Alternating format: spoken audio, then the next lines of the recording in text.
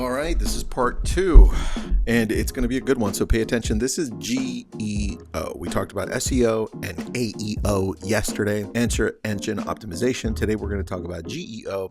That's Generative Engine Optimization. And let me give you a summary of what it is so that you understand it, and then we can jump into it. And yes, I have a document here if you need it. It's episode 697, and please message me on Instagram. I'll send it over to you.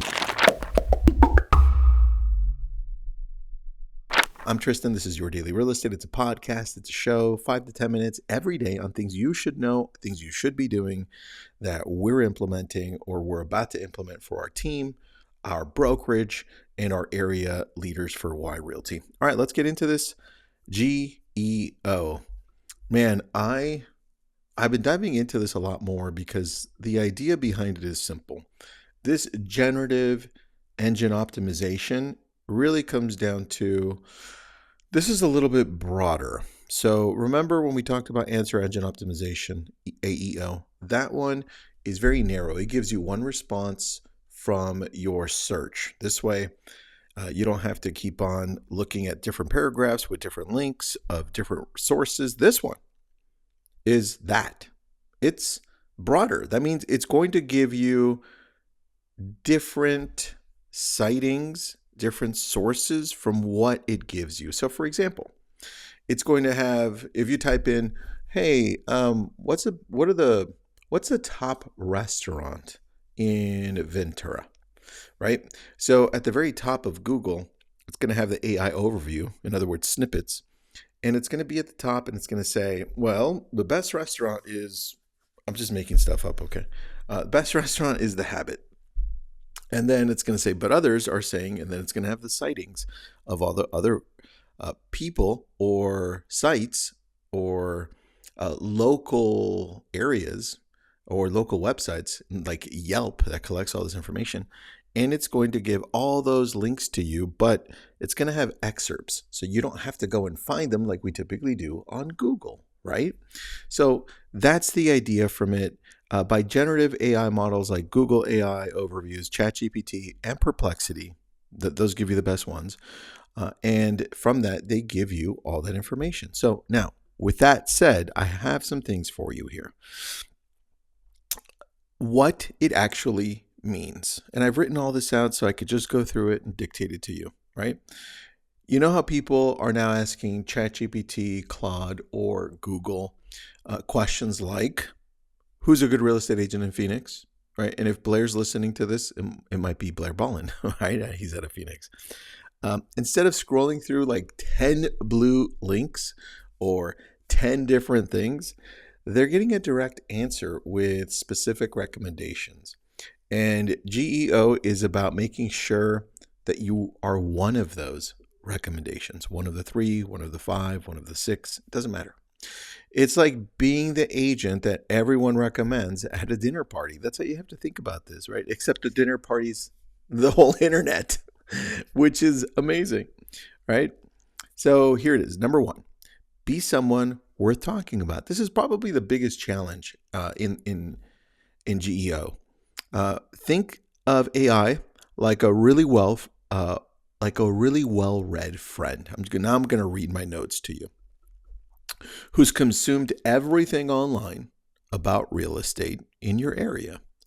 Now, to get recommended, you need some of the following. Here, pay attention. Get your name out there consistently. So local news interviews, win awards, and get certified like Top Agent of 2024, Luxury Home Certification. All those certifications actually will work, right? It'll pull from those. Be quoted on articles, right? So reach out to local reporters, get quoted. And if you're in Lab Coat Agents, I have the New York Times in there, so sometimes it pulls some of you and you get quoted, right? Which is great. Speak at events, Chamber of Commerce, local events where maybe the chamber will use your name or local newspapers will grab you, right? Local businesses, that's all important because AI doesn't recommend nobodies. That's the crazy thing. It recommends people it knows are legit because they show up everywhere. That's number 1. Number 2, create actually helpful stuff, not just ads. I think this is where we have to take off our old marketing hat and start thinking like a teacher. Instead of call me to list your home, which by the way, a lot of agents still say, call me to list your home. Listen, if you need real estate, if you have a referral, I love referrals. Like that's all a bunch of crap. Start creating things that actually help people. Think as a teacher. I put here, the complete Phoenix Seller's Guide, what 847 sellers learned in 2024.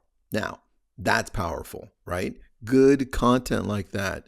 Monthly market updates, neighborhood step-by-step processes on things to do in a neighborhood or the things to know about in a neighborhood, real buyer stories or common mistakes. It's probably the one that I've used the most, but 5 things that killed deals in my area last year. Like imagine a video on that. It's going to pull now. AI is going to pull that from YouTube, from Instagram, a blog, and going back to yesterday's, it's going to pull a FAQ if you have one on a blog like that. This is how you have to start thinking. Number 3, show up where people and AI are looking. AI pulls information from everywhere, so cast a wide net. Here's what I wrote down. YouTube, right? Especially if it's Gemini, guys. YouTube, market updates, home tours, neighborhood drives with captions and transcripts. LinkedIn, 100% it pulls from LinkedIn. Instagram, I know it pulls from Instagram because I've pulled some of my own stuff from Instagram from there. Your personal website, Google Business Profile. Like this is the type of stuff that you need to start seeing. Am I on there? Right? Nextdoor, local Facebook groups, subreddits. It definitely pulls from Reddit, 100%. Like, and it's the seventh most visited website in the world. Like maybe it's time to start looking at what Reddit looks like. Now, I don't want you everywhere. I just want you to know about this so you can say, got it, that's part of my plan. This is my plan. This is not, I don't want that. I want this. Number 4, make it easy for AI to understand you.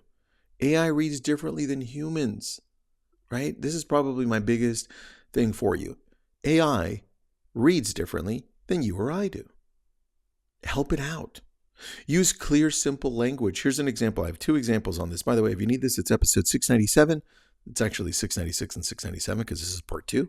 Just message me on Instagram. I'll send this over to you. Use clear, simple language. Don't say leveraging market dynamics to optimize client outcomes. First of all, that sounds like it was written by AI and it's not going to pull its own crap. Instead, do I help buyers negotiate better prices by understanding what's actually selling? Simple language. And be specific about who you help. Don't say full service real estate professional. Like, tell me, what areas do you cover? And who do you help? I specialize in helping first-time buyers in South Austin. And if you want to get even more specific, give me the track.